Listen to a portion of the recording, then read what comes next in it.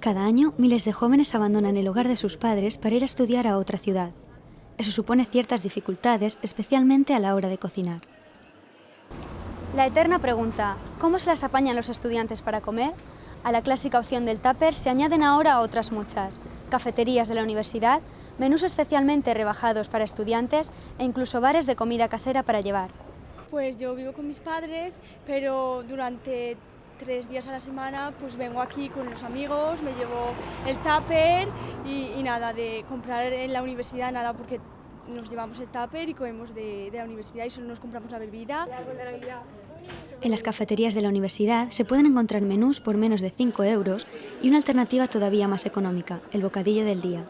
Además, todas disponen de microondas para que los estudiantes que lo deseen puedan calentar la comida de casa. Pues normalmente suelo cocinar porque me gusta cocinar y como vivo sola, pero cuando salgo fuera de casa, pues comida rápida. Sí. ¿Tienes mucho la universidad? Ahora mismo sí, porque estoy preparando un examen y tengo que venir, pero nada, termino hoy. ¿Te gusta el menú, la calidad? Sí, no está mal. Calidad-precio no está mal. En definitiva, los estudiantes cuentan con un amplio abanico de opciones para comer bien.